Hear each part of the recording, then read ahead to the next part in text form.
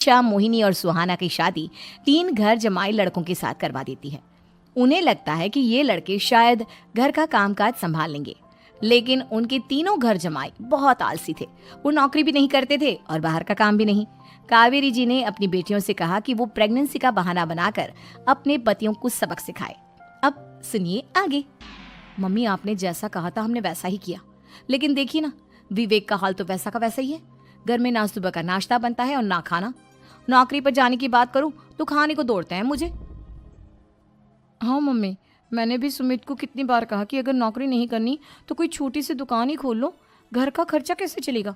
देखो दोपहर के 12 बजने आए और जनाब अभी तक सो रहे हैं। हाँ मम्मी, ईशा और सुहाना ठीक कहती हैं। अविनाश का भी यही हाल है।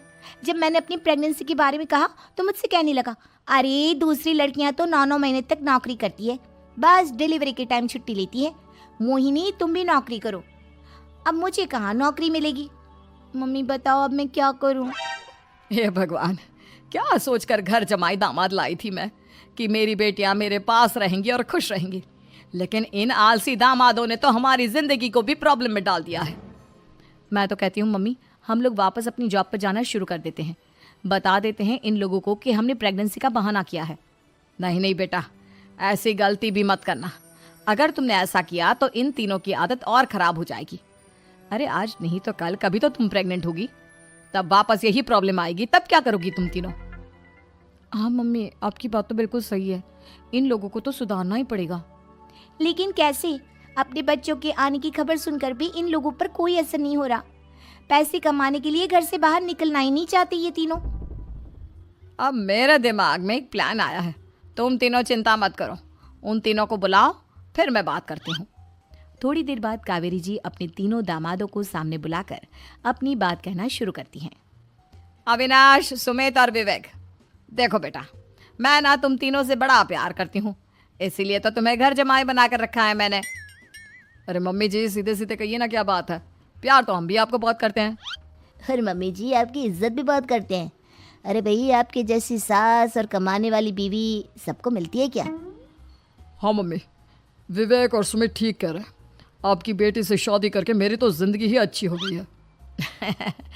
जानती हूँ मैं, और ये भी जानती हूँ कि तुम तीनों अपने अपनी बीवियों से बहुत प्यार करते हो।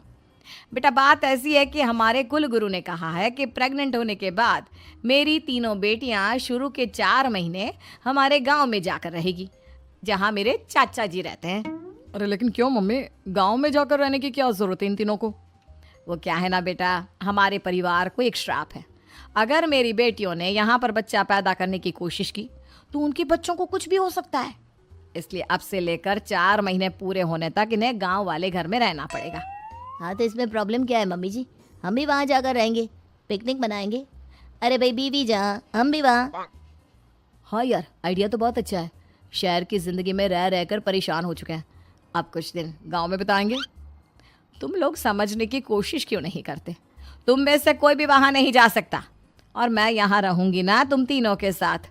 4 महीने की तो बात है, उसके बाद ये तीनों ही लौट कर आ जाएंगी। ठीक है मम्मी जी, अब हमारे बच्चों का सवाल है तो ये तो करना ही पड़ेगा। कावेरी अपनी तीनों बेटियों को कुछ दिन के लिए घर से बाहर कहीं दूसरे शहर में रहने के लिए भेज देती है। कुछ दिनों के बाद, अरे मम्मी जी, बहुत दिन से पिज्ज़ा नहीं खाए, मंगवाइए ना। क्या बताऊं बेटा, पहले तो बेटियां खर्चा दे देती थी क्योंकि उनकी नौकरी थी, लेकिन अब तो मेरे पास पैसे ही नहीं बचे। थोड़े बहुत पैसे हैं जो बच्चों की डिलीवरी में काम आएंगे। लेकिन मम्मी जी, आपकी बेटियों को वापस आने में तो अभी बहुत वक्त बाकी है। वही सोच सोच कर परेशान हो रही हूँ। सोच रही हूँ कल से दूध भी बंद करवा देती हूँ। अब दूध वाले को देने के लिए पैसे भी तो नहीं है ना। अरे नहीं नहीं मम्मी जी, अगर दूध भी बंद करवा दोगी तो मुझे चाय कहाँ से मिलेगी? और चाय के बिना मैं तो मर ही जाऊंगा। क्या करूं बेटा, इसके अलावा हमारे पास कोई ऑप्शन नहीं है। मेरे पास पैसे ही नहीं बचे। इस तरह कावेरी जी धीरे धीरे अपने तीनों दामादों को पैसे देना बंद कर देती हैं और घर में खाने पीने की चीजें लाना भी बंद कर देती है। अब वो तीनों बुरी तरह से परेशान होने लगे थे, और इसलिए एक दिन तीनों प्लान करके घर से बाहर निकलते हैं। और बाजार में जाने के बाद, यार अच्छा खाना खाए हुए कितने दिन हो गए, पता नहीं कब अच्छा खाना मिलेगा। हमारी बीवियों के जाने के बाद तो हमारी हालत भिखारियों जैसी हो गई है यार। कुछ भी हो, मुझे तो आज पिज्ज़ा खाना ही खाना है। जेब में 1 रुपया नहीं है और पिज्जा खाएगा, कहाँ से आएंगे पैसे? अरे देख वहाँ सामने बोर्ड पर क्या लिखा हुआ है, कंप्यूटर पर काम करने के लिए एक आदमी की आवश्यकता है। भाई मैं तो जा रहा हूँ, काम करूँगा और शाम तक पैसे लाकर आराम से पिज्ज़ा खाऊंगा। जा जा, तुझे कोई काम नहीं देने वाला, हम तो घर जा रहे हैं। चल भाई सुमित। सुमित और अविनाश वहाँ से चले जाते हैं और विवेक उस कंप्यूटर शॉप पर सारा दिन काम करके 5,000 रुपये कमा कर घर लौट कर आता है और अपने खाने के लिए अच्छी अच्छी चीज़ें भी लेकर आता है। ये देखकर विवेक और सुमित के दिल में भी कुछ पैसे कमाने की इच्छा जागती है। अरे सुबह सुबह कहाँ चल दिए तुम? मम्मी जी एक बहुत अच्छी जगह मिली है, कंप्यूटर पर काम करने के 5,000 मिले थे कल मुझे। अगर रोज काम करूंगा तो पूरे 40,000 की तनख्वाह। अरे वाह, ये तो बहुत अच्छी बात है दामाद जी, आपको जाना ही चाहिए।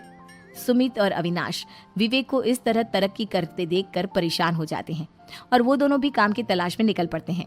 धीरे धीरे उन दोनों को भी काम मिल जाता है। अब कावेरी के तीनों दामाद छोटी मोटी नौकरी करके अच्छा पैसा कमाने लगे थे। एक दिन कावेरी उन्हें अपने पास बुलाती है। अरे वाह, विवेक 40,000 कमा लेता है, अविनाश 60,000 और सुमित तुम भी 40,000 के आसपास कमा ही लेते हो। कुल मिलाकर तुम अच्छे खासे पैसे कमा रहे हो बेटा। हाँ मम्मी जी, बहुत मजा आता है जब महीने के एंड में मोटी रकम हाथ में आती है। पूछिए मत मम्मी जी, घर में रहकर रोटी बना बना कर और तो जैसा महसूस होने लगा था मुझे तो। हाँ बेटा, तुम तीनों की बात तो बिल्कुल ठीक है। और जानते हो, अब तुम तीनों की पत्नियां भी वापस लौट कर आने वाली है। लेकिन मम्मी जी अभी तो उन्हें गए सिर्फ 2 महीने हुए हैं, आपने तो कहा था वो 4 महीने के बाद लौट कर आएंगी। ऐसा कुछ नहीं है बेटा, मैं सिर्फ तुम तीनों को सबक सिखाना चाहती थी कि आदमी घर में बैठकर बीवी की कमाई खाता हुआ अच्छा नहीं लगता। इस दुनिया में हर इंसान को मेहनत करनी चाहिए, काम करना चाहिए, चाहे वो औरत हो या आदमी, ताकि अपने परिवार को संभाल सके। कावेरी की बात सुनकर उन तीनों को अपनी गलती का एहसास होता है और कावेरी उन्हें सच बता देती है कि ईशा, सुहाना और मोहिनी शहर में ही कहीं दूसरी जगह रह रहे थे। शाम के वक्त उन तीनों की पत्नियां लौट कर आ जाती है और कावेरी जी का परिवार एक खुशहाल परिवार की तरह रहने लगता है।